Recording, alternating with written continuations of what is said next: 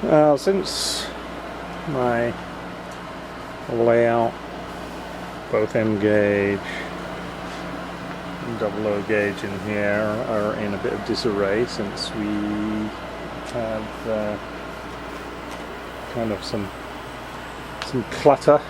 The room's being used for other purposes at the moment. I decided to make a new N-Trak module that can just be standalone but also bolt onto that layout there. So I've just taken a basic oval, which this train is currently running through now. Added, knew I want a station in the middle, knew I wanted a passing section,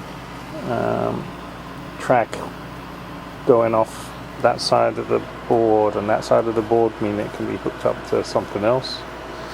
Got a very large passing loop at the top and a bunch of storage for trains at the back in the middle. The way this is going to work, if all goes according to plan, is around about here where this coach is. That'll be the end of the scenic section, so the sidings behind will be hidden. What we'll have, this track will be raised an inch on foam board. There'll be a road here running up, have some houses. I just put a model, sellotape it together just for size, etc. But anyway, this bridge will come up, the road will slope up to the same height as the rail here. The road will then carry up on this scenic side and end up above and a bridge going off of the scenic section. And I said these sidings would be hidden behind. I've been playing around with the sidings a bit. I came to this arrangement as probably the best fit I've got for my space at the moment. If a train comes in through this siding, this set of points or this set of points, it can back up. I've got enough space here for a 2-car DMU before then heading forward into either of these areas here, and I've even got the ability to back one more this way. The longest I can fit in here will be a train of that size plus 2 carriages that won't fit in this back siding, so the only spot for that is to run forwards into here. This one here is the only one that's going to be long enough for that. Anything else is going to require some decoupling magnets here, and some shunting to pull a train in, break off the last 2 carriages, pull them in forward. So any shunting I'm going to do is actually going to be off camera, so to speak. So I'm fine with that. I mean, that's part of what I'm hoping to achieve, is a combination of stuff behind the scenes and stuff that looks good from the front. So now in this process of running the train through all permutations and combinations, just to make sure that the layout plan as envisaged will work. So these points on the front, they're going to have point motors underneath driving them. So the ones in the back, I know they're not going to be visible, so I've got big clunky ones on there, but I'll just wire those straight up to DCC, set routes for them. So my goal here is use this as a microcosm, get all of the techniques working before I apply it back to the main layout. That's, if I can get that to work properly, then I know I'll be good for what I want to get done with regards to, that guy there. So I'll make all my mistakes in this 4 foot by 2 foot section, and yeah, we'll take it from there. So this is my project for, I'm going to actually keep a running stopwatch too. I want to see how long this actually takes for me to be able to transform it from, you know, this concept and rough idea, you know, all this track laying, it's all temporary, it's got to come up because it's going on foam board. We'll just see how long does it really take start to finish. Next step, take the 1-inch foam board here, it's 2 foot wide, cut 4 foot strip, ready to go on top of that.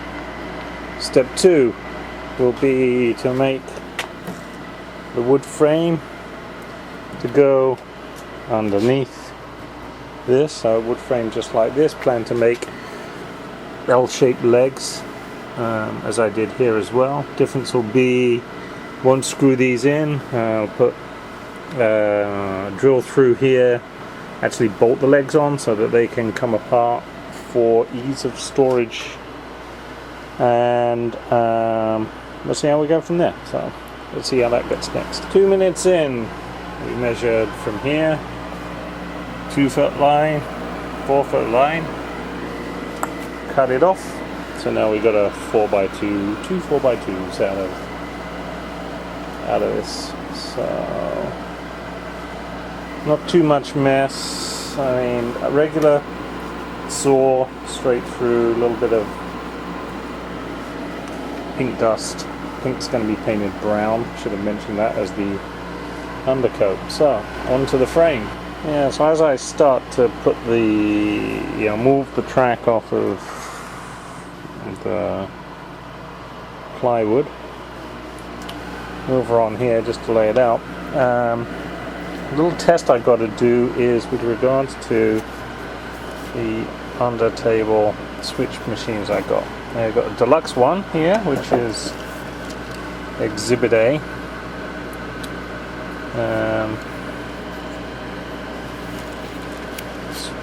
Manual switch underneath, but obviously it's supposed to be bolted under the table, and it's wire coming out the top. If I put it up against my 1 inch, I've got quite a bit of room here to have this. It could actually be below the hardboard and protrude up through. Quite a, I don't know if I got a price here, so what's this? 22 bucks a pop if I go that way. If I go 10 bucks a pop, a lot less, or a lot more simplistic I should say, less functionality in it. This has got the ability to drive off of the various wires here. Things such as lights, etc. This one's just going to throw the switch, but that's really what I need. But when I put this guy up against my 1 inch base, it just barely comes through. So it would have to be mounted right underneath the foam here. If I allow a little bit of extra room for the plywood underneath, it ain't gonna cut it. It's just not gonna come up far enough. So either I have to mount it inside the foam, so cut a hole out for it, so it can lie inside the foam. Not really a fan of that. I hate to think about it, but it looks like I'm gonna be looking at getting these guys instead. And the number of switches I need: 1, 2, 3, 4, and 1 makes 5. So we're looking at over $100 worth of switches for the front, just for the switch. But alright, well, that's that little experiment done. Next I'm actually gonna, I will wait until I've got this guy framed out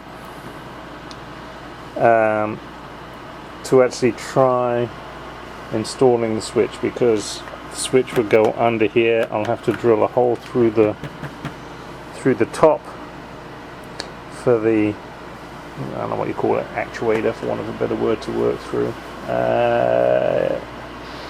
Problem is that I got this track running right up against the edge. Well, right up against the edge is where the wood frame's going to be on the side. So like this, I'm planning on, it's going to be flush.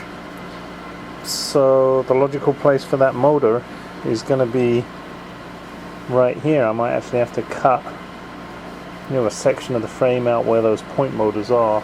I've got two that are going to be right along the front there. What a pain in the do nowhere. Well, we'll see.